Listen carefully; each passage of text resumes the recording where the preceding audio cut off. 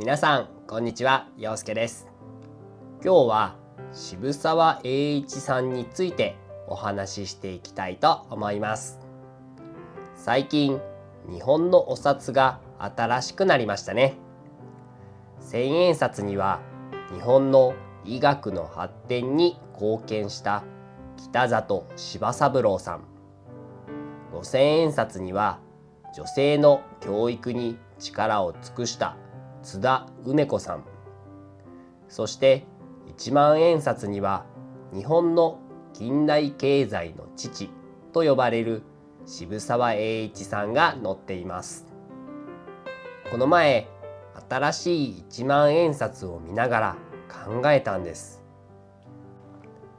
渋沢栄一って実際どんな人なんだろうって、私も正直最近までちゃんと知らなかったんですよね。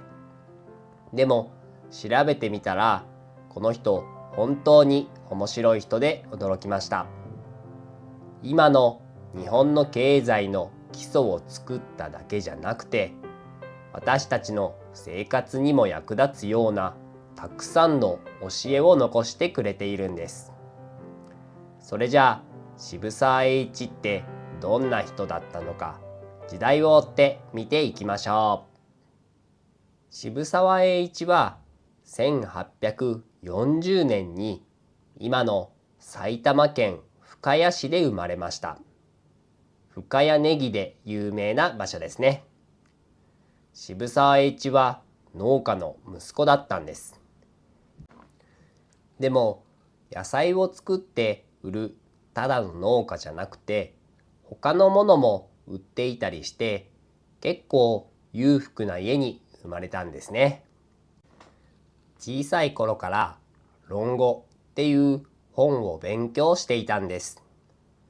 論語って中国の孔子という人の教えをまとめた本なんですけど、これが後の渋沢栄一の考え方に大きな影響を与えることになります。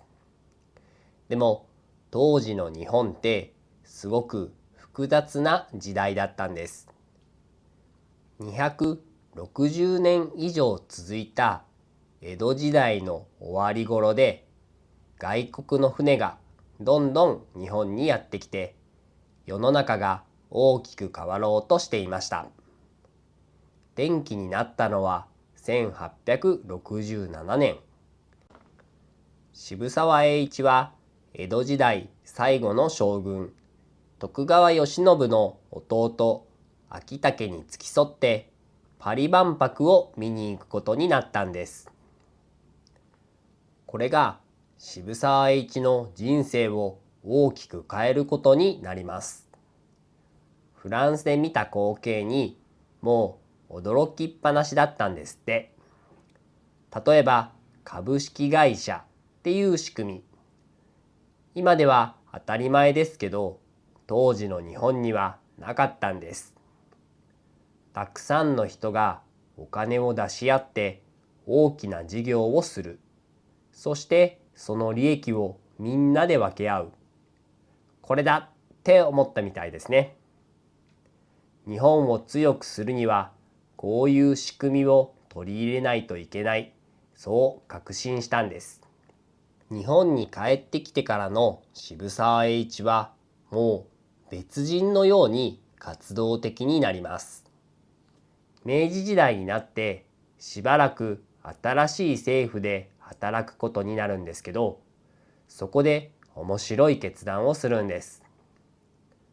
なんとお役人の仕事を辞めて民間で活動することを選んだんです。これがね、すごく重要な決断だったんです。なぜかというと、当時の日本ではお役人になるのが最高のエリートコースだったんです。それを捨てて民間で働くなんて普通考えられないことでした。でも渋沢栄一は考えたんです。日本を本当に強くするには民間の力が必要だって。そこから渋沢栄一の本当の活躍が始まります。本当にたくさんの会社の設立に関わったんです。例えば、第一国立銀行、今のみずほ銀行の元になる銀行です。あとは、東京ガス、キリンビール、札幌ビール、東京海上日動、火災保険。数えてみると、約500もの会社の設立に関わったんです。今でも名前を聞く会社がたくさんあります。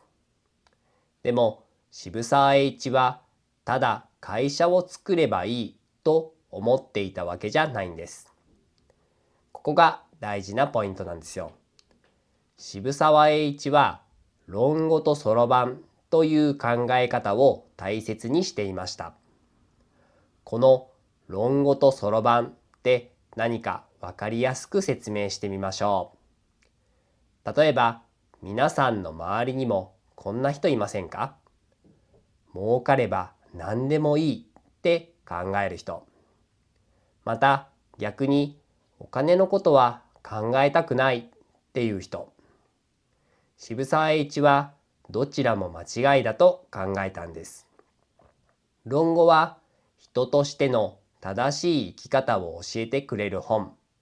そろばんは計算して利益を出すこと。渋沢栄一はこの両方が大切だと言ったんです。例えばこんな感じです。お店を経営するとします。儲けることは大切です。でもお客さんを騙したり、従業員を苦しめたりして儲けるのは良くないですよね。正しいやり方でみんなが幸せになれるように商売をする。そうすれば結果として利益も続いていく。難しい話に聞こえるかもしれませんが、要するに正しいことをしてきちんと計算もできる人になりなさいということなんです。渋沢栄一には実践的な教えもたくさんあるんです。今の私たちの生活にも使えるすごく役立つものばかりなんですよ。例えば少しずつコツコツという考え方。渋沢栄一は一歩一歩確実に進むことが結局一番の近道になるって言ってるんです。これ私も本当にその通りだなって思います。語学の勉強でも動画作りでも毎日少しずつ続けることってすごく大切ですよね。